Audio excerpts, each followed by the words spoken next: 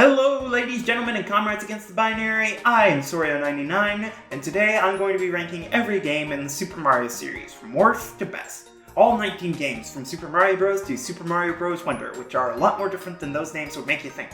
I'd love to just jump straight into the ranking, but first, I need to go through a few disclaimers. First off, obviously, this list is based primarily on my opinion. I try to have some acknowledgement of a game's inherent quality, even when I don't enjoy them, but ultimately you can't rank games like this without relying primarily on your opinions. If you disagree with my ranking, feel free to discuss in the comments. Just remember, I use they them pronouns, so please use those when calling me stupid. Secondly, I played each of these games in order over the course of months, and while I did try to eliminate recency bias, it must be acknowledged. At this point, I no longer remember what it was like playing some of these games.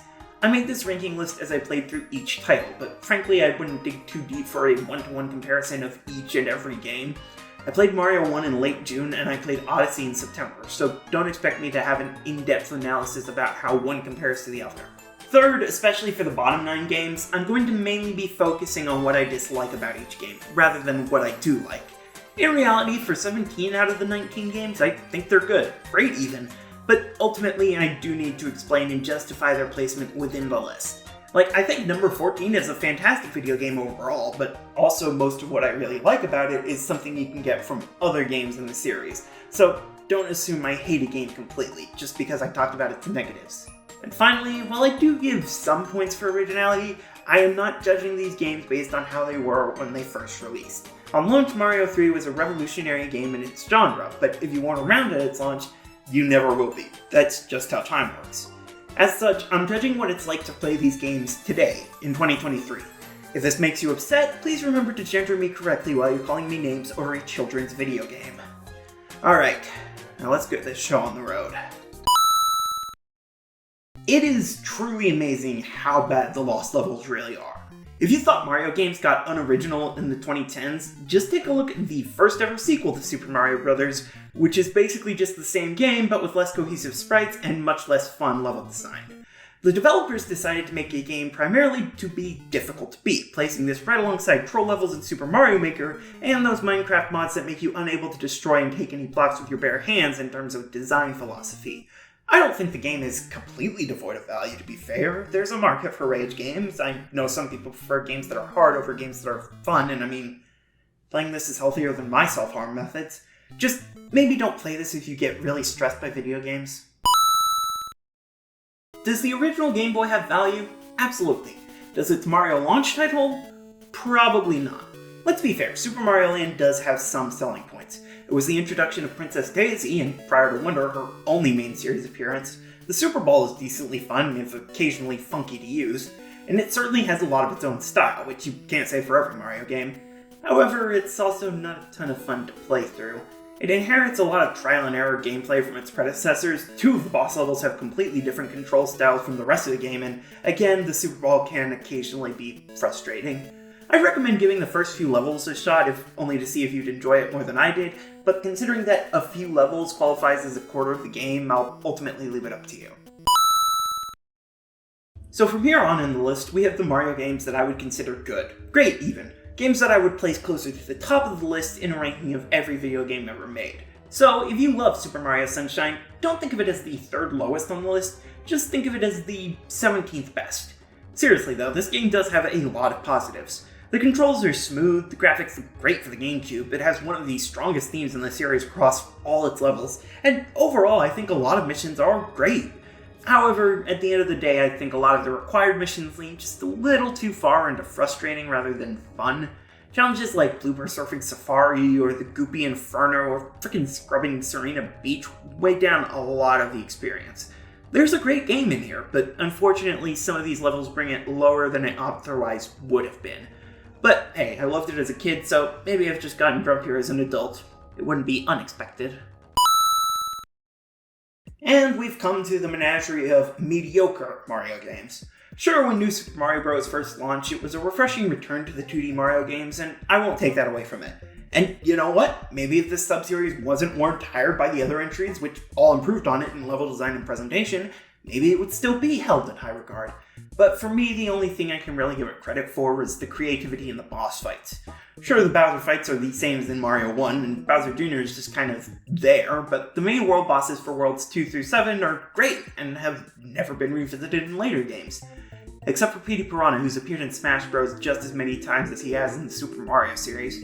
And technically the Big Goomba. But yeah, the rest of the game is just kind of frustrating. Seriously, why couldn't we just save whenever we wanted to? And why can't we get the blue shell in levels? Oh look, it's the game that barely edged out the first one because it technically plays a little better. New Super Mario Bros. 2, the third New Super Mario game, and the game many people consider the worst in the series.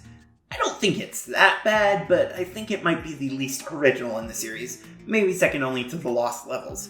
The main gimmick is coins, which have been present in literally every Super Mario game. The big power-up is the Raccoon Leaf from Super Mario Bros. 3. The mid-bosses are all Reznor from Super Mario World. And the world bosses are the Koopa Links from Super Mario Bros. 3 and Super Mario World.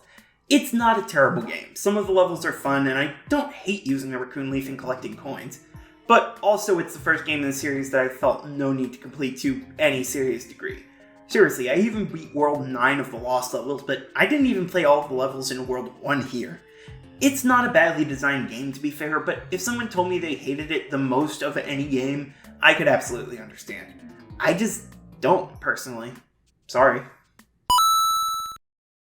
Hey, what is this actually original game doing in the middle of a new series? Look, I enjoyed Super Mario Land 2. I think it's a great game. There's some stuff I really like, choosing which world you play when, the high quality graphics for the Game Boy, and we even have a save feature that works, unlike New Mario. However, it's still not great.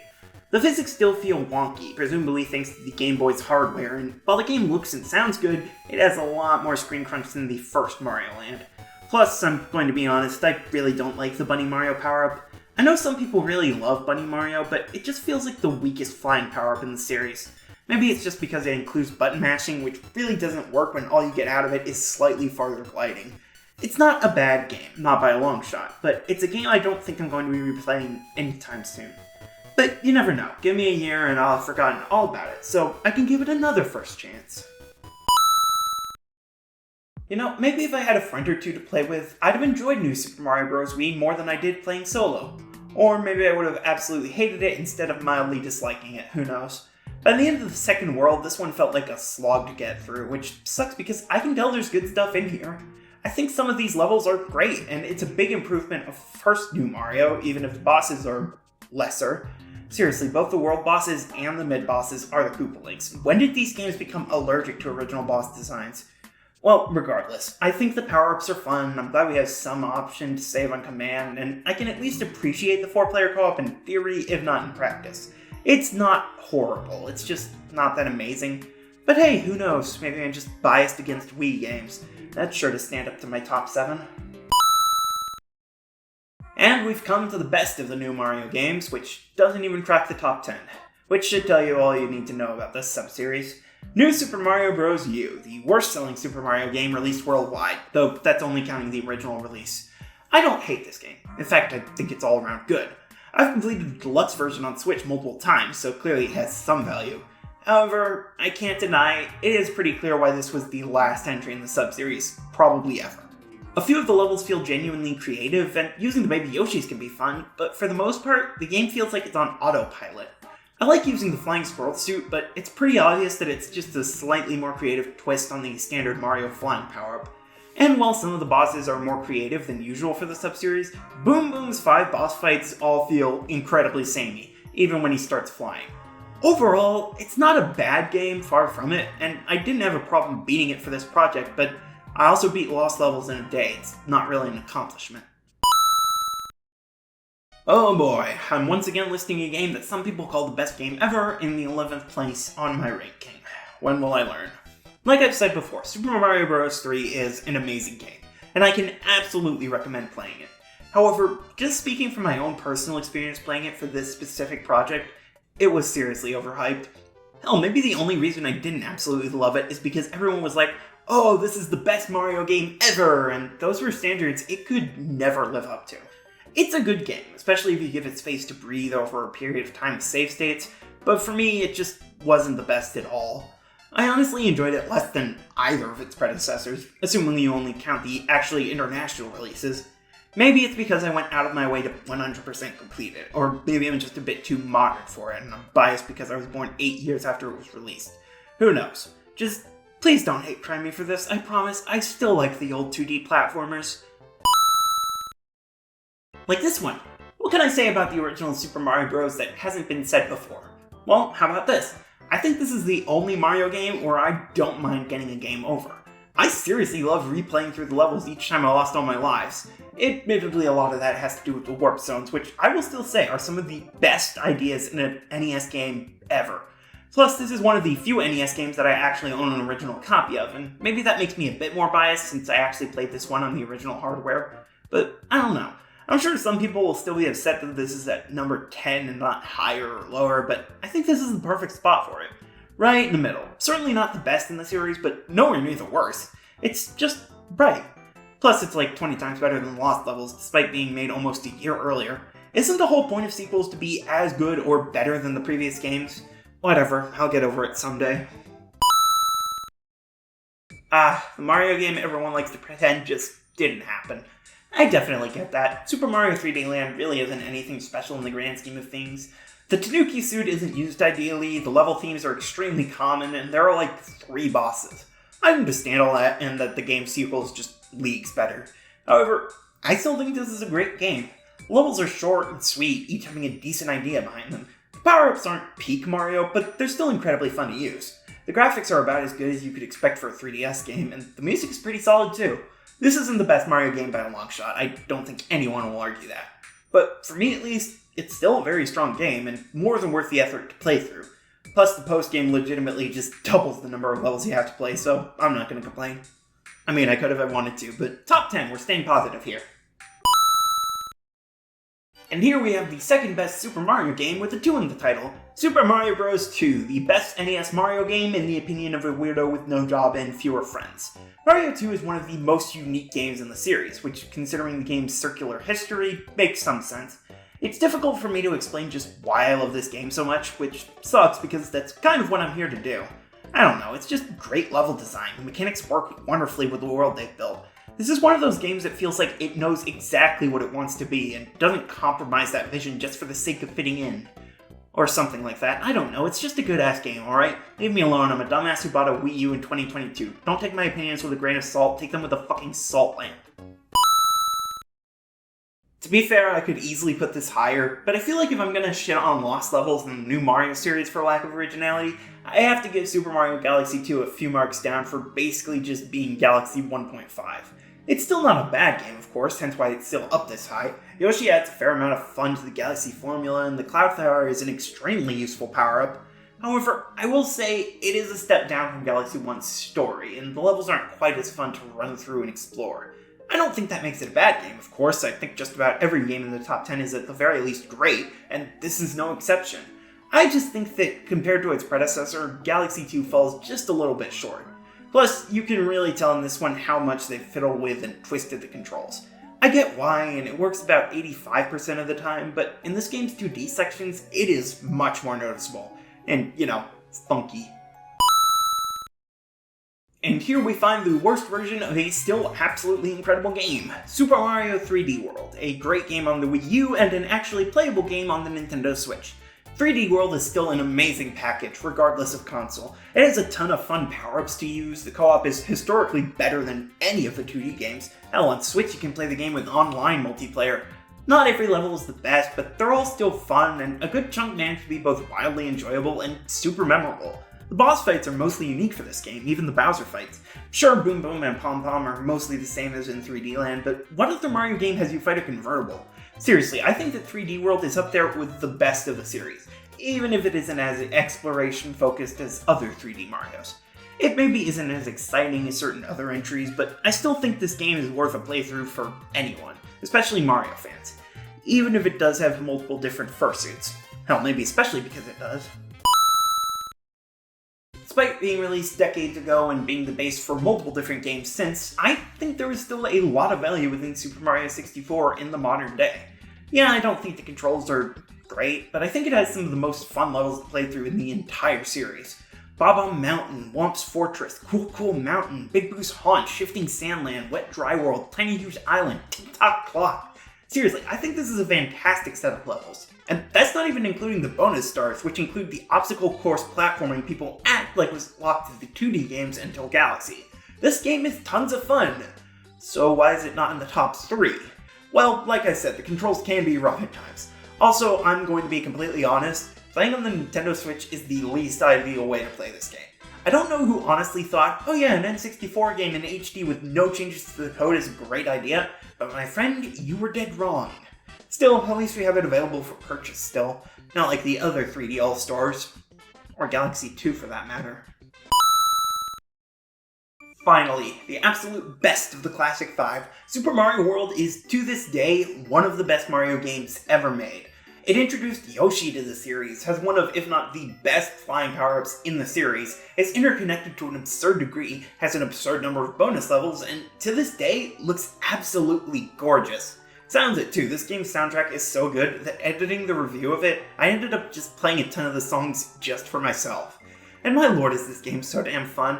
I'm going to be honest, I think this is the best 2D level design I've ever seen, at least from the era.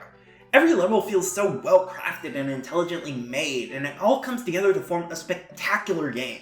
I think Mario World stands as a major hurdle that any 2D Mario struggles to surpass. The 2D games stopped existing for over a decade, and once they returned, it was with the new Mario series, which, even at their best, struggled to live up to the glory of this game.